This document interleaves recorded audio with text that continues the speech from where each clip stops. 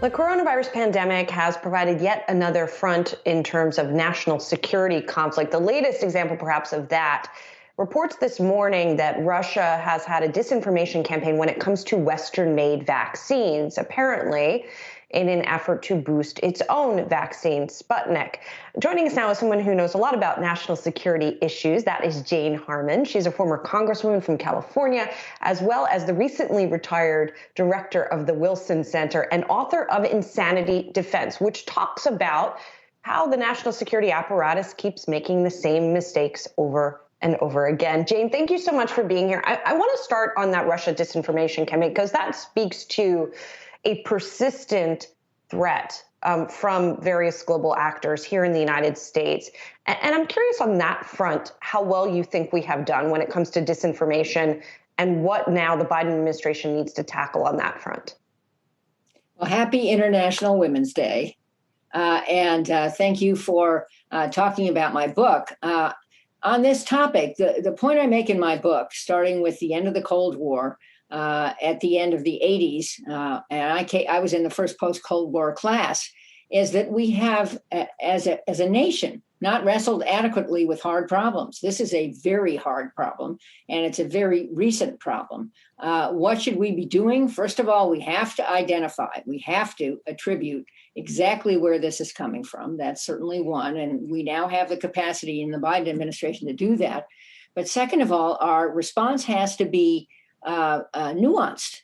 It's not enough to just cut off Russia and we'll never deal with them again and have a big photo op about it or do nothing. Those are not the good options. The good options, and we're thinking about this also in terms of Russia's recent major hack that has been attributed to the Russian intelligence agency of, I think it's 9 government departments and 100 private firms. We have to do multiple things, including things we don't talk about. So what's my answer? I think in this case, publicizing the misinformation, making it absolutely clear that our vaccines have been thoroughly tested and are valid is step one. Maybe we want to talk about theirs. I don't have information about theirs, but certainly getting that word out. And, Jane, it's Miles here. And you talk about that post-Cold War era of this inability to deal with big problems. That made me think immediately about the pandemic and sort of the reticence with which we saw the government's apparatus kind of thrown at this challenge. I mean, is that perhaps the wake-up call? If we all sort of have our own views on Russia and people do whatever they do on Facebook, is the pandemic something so present, so obvious, so clear, maybe a reminder of how little capacity there is right now in the federal government to really go after a problem that is, nationwide? Well, actually, the pandemic could have been a success story, not a success story to have this worldwide epidemic, but a success story in terms of planning. We had experience with H1N1 and with various other coronaviruses over the last couple decades, and there was a manual prepared and steps to take, and the Trump administration totally ignored it. That's not to excuse prior administrations either. I think more could have been done. I think worse mistakes, not to excuse this, and I think this is priority number one at this point, and I think the steps the Biden administration is taking are excellent. But things we didn't plan for at all in the 90s after the Cold War. We thought we were the unipower of the world, that China wanted to be like us. We missed the rise of terrorism. We missed the rise of China.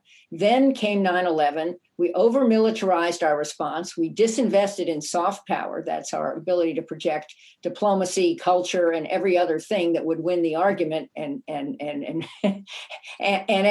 help our allies work with us.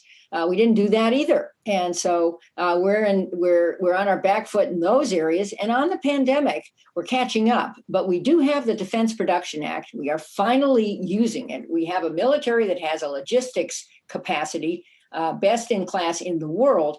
And if we do this right, our goal should be not only to get to herd immunity in the United States, but to be recognized, this is the use of soft power, as the leader in getting the rest of the world vaccinated. Jane, in terms of the budget for defense and intelligence, what would you like to see from the Biden administration? Well, I don't think it's a question of throwing more money at the problem. Not that I think we should underinvest. But at the end of the Cold War, to go back to that, we thought we won. We thought Russia lost. We've paid a high price for embarrassing Russia. But at any rate, we disinvested in procurement for defense and intelligence, and we declared a peace dividend. Well, oops, no peace. And what we ended up doing was threatening the livelihoods of a lot of highly trained aerospace workers who happen to live in my congressional district. What is the right amount now? I would say the right amount is good leadership to overcome the purges and demoralization of the Trump era of both our intelligence community and our defense community, not just single departments, and the Homeland Security Department too, because these threats are, talk about pandemics, they're worldwide, including at home, and there may be linkage between foreign and domestic threats. But at any rate, the right thing to do is better leadership, let the intelligence community speak truth to power, and then invest against current and future threats.